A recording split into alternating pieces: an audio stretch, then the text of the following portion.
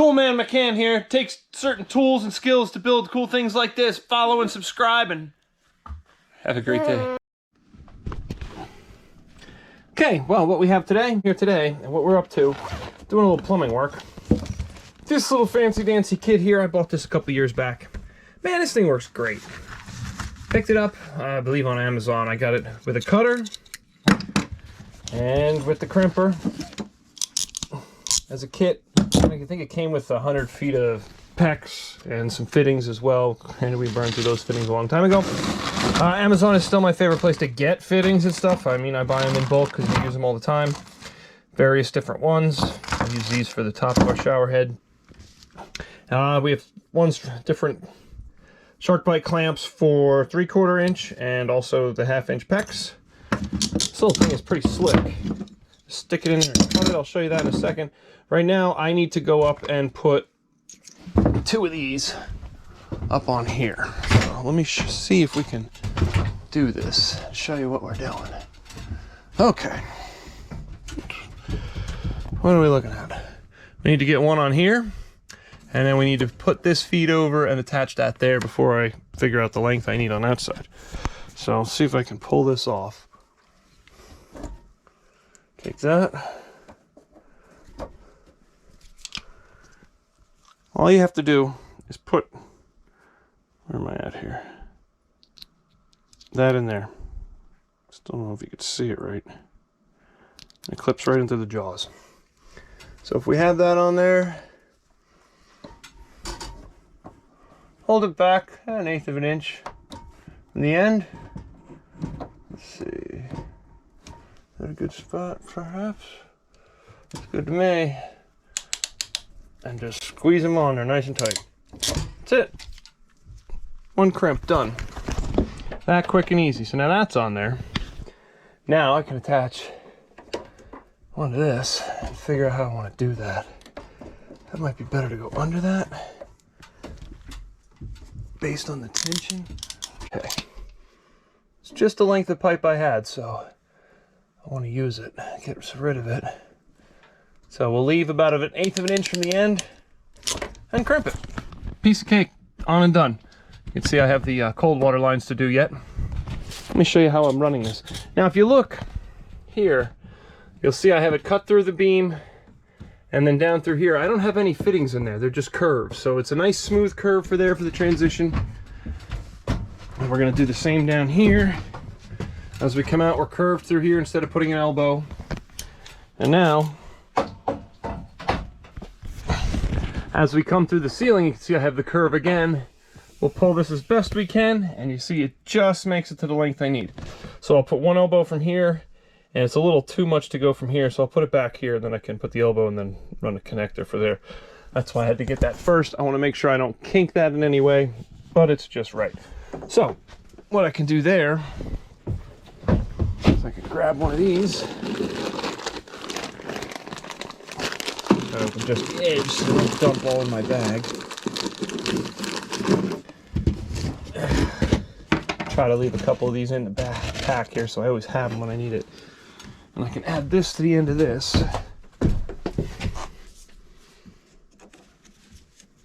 I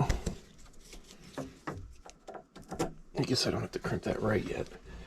But then I need a tape measure to see how long of a piece I need. There we go. What's going to give me the straight piece, the best piece? Maybe do a 7.5 inch piece so it's plenty long enough. That'll be out of the way, that'll bend, that'll work. 7.5 inch piece. Now, as a little tip, when I was drilling those holes up there, I put a plug, stupid little plug, that thing, it's just a piece from sheetrocking, in there to keep the crud out of this thing as best I can. I have a cap for that. Should be a cap on there. Should put that on. 7.5 inch piece. Now, the cool part, the cutters. I love these things. Let's see where we're at here. If we go 7.5, mark that.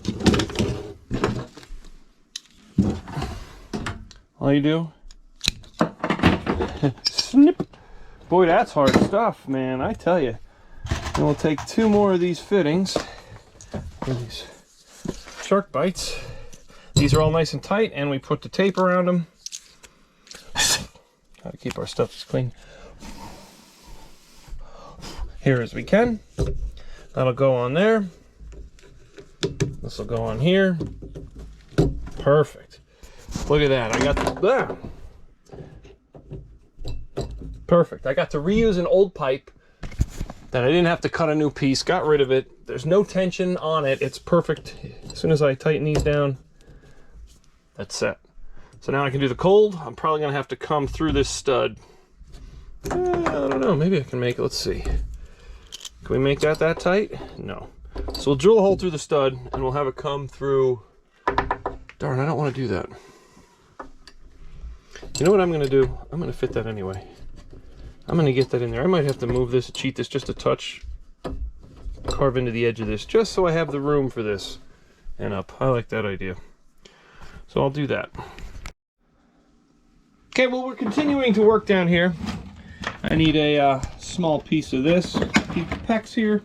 These cutters are so satisfying to do. Chink. That'll fit on there. Perfect. Okay. Now what we can do, we have some of our clamps here. Let's prop you up and show you what we're looking at. Now you just have to take and feed all these little clips, clamps, whatever.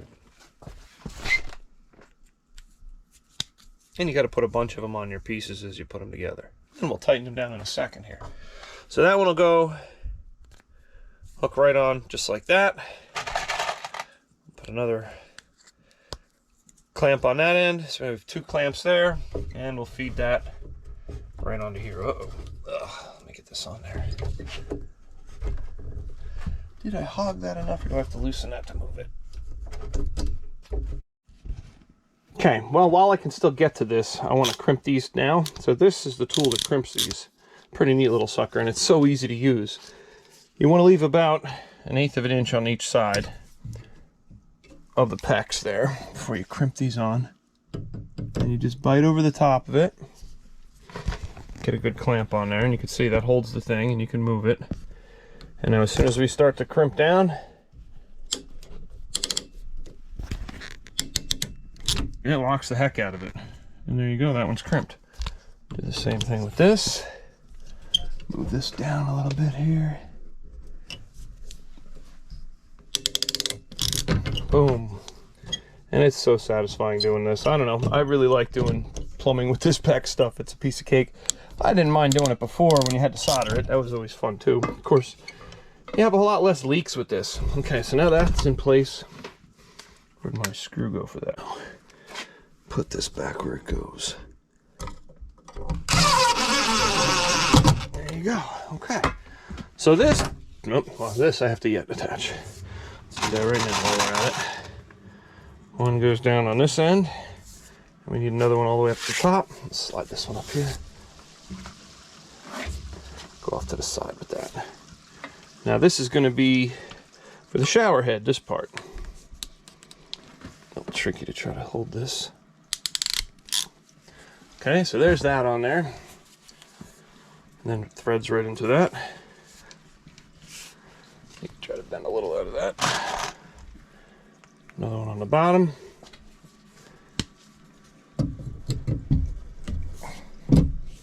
And on. Lift that a touch.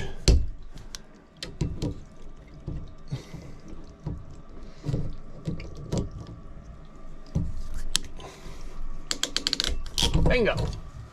There's that. Now we get this one here.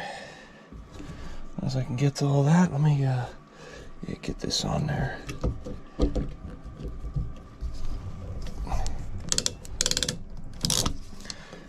So as long as you make sure you get all your connections, you're usually pretty good. This stuff very rarely leaks. And pick up this set of tools. I got the cutter and the crimper. And they make different crimpers. They make a solid ring with a disc you go around and crimp. I've used them before. I think I like this style better. It's just easier. Of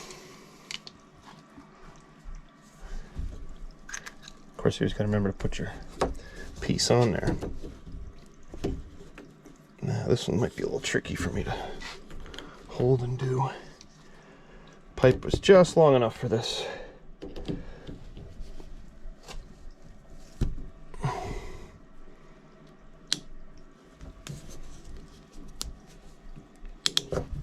There we go, okay.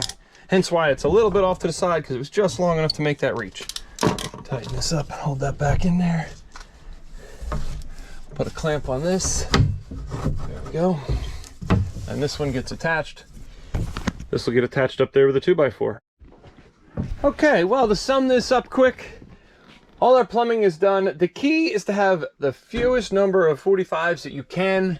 You can see we have that arced pretty good going through there, so it's a nice soft bend to flow. Same with this side, a nice soft bend there. And we just have to tie into our 2 mains that are hanging there, and then we have water over here. So that's at least done. One other thing to consider when you're putting your shower head in, put that sucker high. I'm standing down at 8 inches, I'll be up a little higher, but I like to have this about 84, 85 inches off the floor, the finished floor, because what's gonna happen, that's 7 feet, and I'm 6'1", but by the time you have the piece that comes down, it drops you 2 inches, and then you have the rest of the apparatus, it's only a few inches above your head while you're being 6 feet tall. And so many people put that like at 6 feet, and it's like, now you're too short. So, and it's always short people that put it too low, I'll say that, but being tall, you definitely learn to keep those way up, and you can always still reach them later, and you'll always wish you just had it higher up. So that's a tip there. Other than that, we're cruising right along here, getting things done, and we are now ready to move along onto electrical stuff.